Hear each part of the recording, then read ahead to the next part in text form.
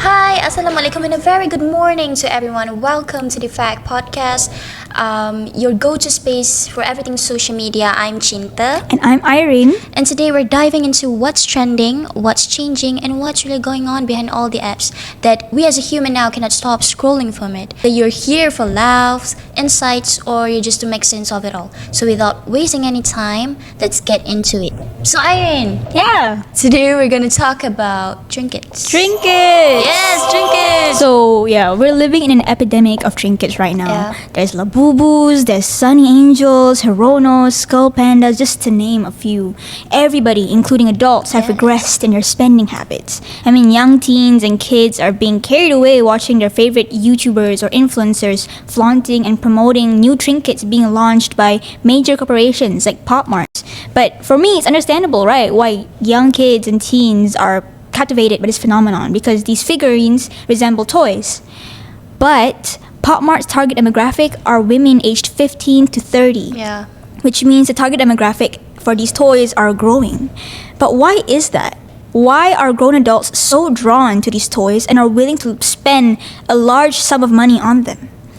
But first, we have to get into the origins of trinkets. So, Cinta, do you know the history of Pop Mart? So Pop Mart is a company that is founded in 2010 by Wang Ning, a veteran in the toy industry, and began as a small Beijing store which sells random goods. However, it wasn't until 2016 which it started to begin to gain mainstream attention with its first launch of its first blind box toy series.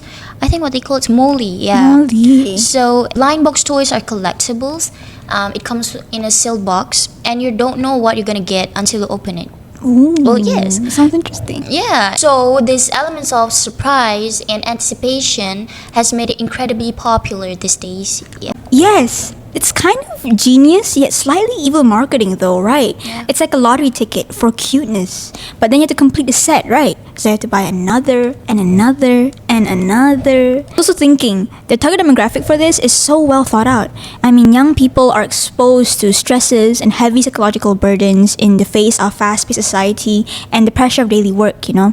So when they stand in the office in front of boring documents or tables or studying for their upcoming exams, these figurines, they fulfill the role of mascots in the corner of their office or desk. Unlike plants, these figurines don't need to be watered or cared for, and they also don't take up much space.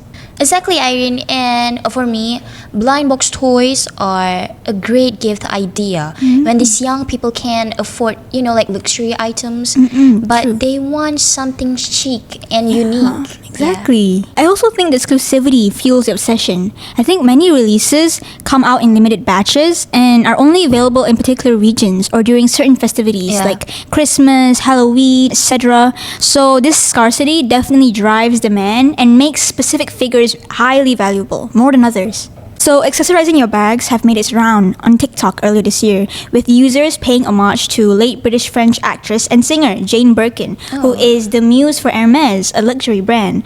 She was known to adorn her bags with her own keepsakes and personal mementos, and users took it to TikTok, calling it Jane Birkinifying their own bags with their own personal items. So, and there's so many ways to decorate your bag with a plethora of keychains. This trend definitely promotes individuality and it gives accessibility to what would otherwise be considered luxury fashion. So, Irene, I have a question for you. Okay. So, what is your view on these trinket trends and how it can change people's behavior through it? I would say, okay, let's start with the positives first. People who collect say they're more relaxed and they're better able to unwind. So, when we're focused on something, we most likely are not thinking about the stress in our lives, right? Yeah, I think collecting can give you a really safe space where you can relax and release your stress. Exactly. And the more relaxed you are and the less stress you have, the better you feel, right? Obviously. Yeah. We all realize what stress can do to us. Stress can give us anxiety, depression, fatigue, high blood pressure, just to name a few negative outcomes. Yes. And yes, Irene, collecting also gives people a sense of belonging. And it brings A lot of people together, right? like a different individuals together, like ages, professions, and backgrounds. around the common interest. Yeah.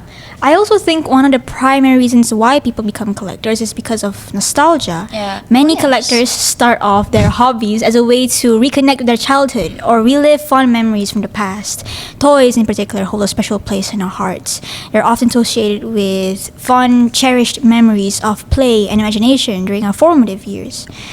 And lastly, I think collecting can also serve as a means of personal identity and self-expression.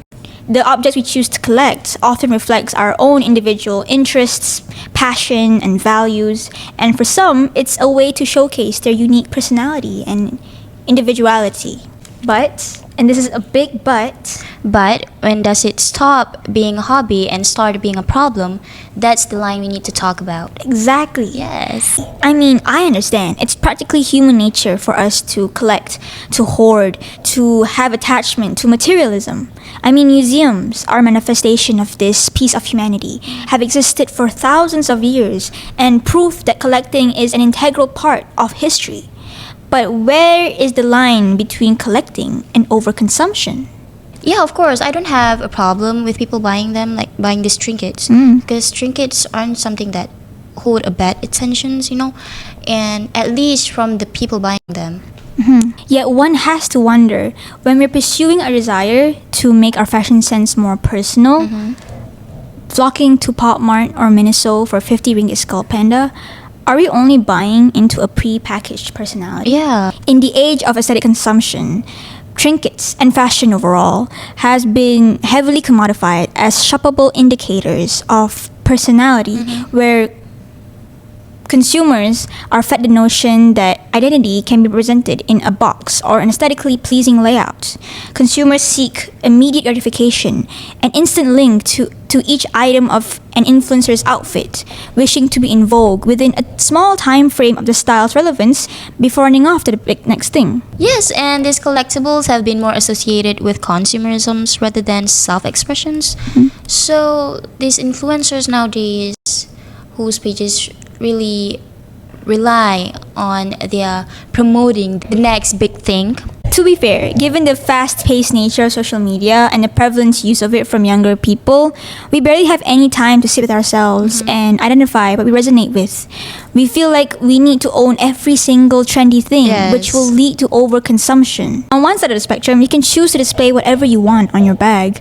Your trinkets don't need to have a profound spiritual meaning. But at the same time, I think it's important to be mindful of our purchases. Are we buying because of FOMO or kiasuism, or because we genuinely like it? Yeah. And yeah, Irene, I just wanted to mention about the rise of the treat culture. Have you been there? Yes, I've heard of it. So, What is explain it? Yeah. So, treat culture, from my understanding, is that it's you constantly justifying yourself to reward yourself, Yes, right? yes. But more and more will lead to overconsumption, no? Yes, that's Yeah. correct. So I will give you like an example. You have a 15 ringgit and you buy a charms, not a designer bag. So it Yeah. feels Less less harmless. It feels yes, harmless, you know. yes. It's not- But that 50 ringgit, when we buy more and more charms, we're not buying for joy anymore. Yeah. It feels like More of we're an buying obsession, it, yes, for the right. gratification, Yeah. and it doesn't work for so long. Yeah, it mimics a coping mechanism without really solving anything. And when it's used excessively, it can mask deeper emotional issues rather than addressing them. Ironically, what starts off as a quick mood boost can actually bring more stress, especially when credit card bills arrive or when the initial excitement of a new purchase Yeah. fades. I would even say that it's less about the items bought and more about the illusion of control it provides. Shopping, what I can see, can become an addiction, especially for these young people, including me. It can lead to like clutter. Yes, it can lead to Like clutter, debt. debt, and like by this, a cycle begins. Yeah. Okay, where shopping became band-aids Yeah. instead of doing Healthier things. like therapy. Therapy, mindfulness. Yes, for genuine Self-reflection. yes. Yeah. Not always cute. Yeah. Recently, Pop Mart, the company behind Labubu, paused sales because they want to prevent any potential safety issues because customers start fighting over them in Whoa. store. Yeah, actual fights over keyrings. It makes you wonder, have you taken this a bit too far? So Irene, let me ask you. Yeah. So where do you stand in these trends of trinkets that we are talking about? As someone who genuinely loves this trend, I'll admit I'm torn. I love the creativity and individuality that that bag charms can express and this trend promotes. Okay, so okay. But I can't ignore the overconsumption that's taken over TikTok. Now it feels less like personal expression and more like performative shopping. And what happens when the hype dies down?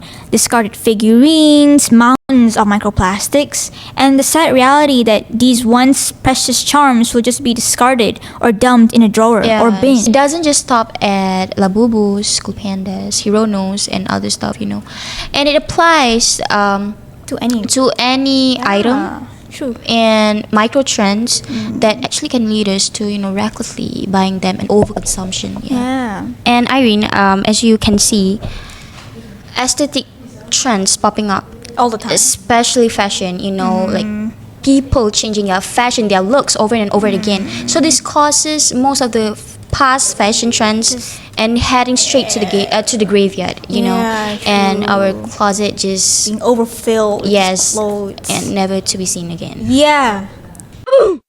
So what is the solution? We're not saying that we want to ban cute things. We're also not saying that you can't do whatever you want or buy whatever you want. But what we are saying that it's all about mindful consumption. Yes. Before you buy, think about this. Am I buying this because of FOMO or kiasuism, just because I want to fit in, or because I genuinely like it and will treasure it? Yes. So we can use the waiting rule, 24 hours waiting rule. We can budget for fun, and we can shop secondhand. There's so many ways. True. And the goal is to be intentional, okay? We can enjoy the trend, but don't let the trend consume you. Very well said. Yes. Also, a good tip is to buy a few high quality items that can stand the test of times and trends instead of just buying a bunch of clothes. And so, it's better for our wallet and it's also better for our planet. Yes. Yeah. Well, I think that's all the time we have for today. Thank you so much for tuning in and listening to us thanks speak. for watching. Thank you and goodbye. Bye.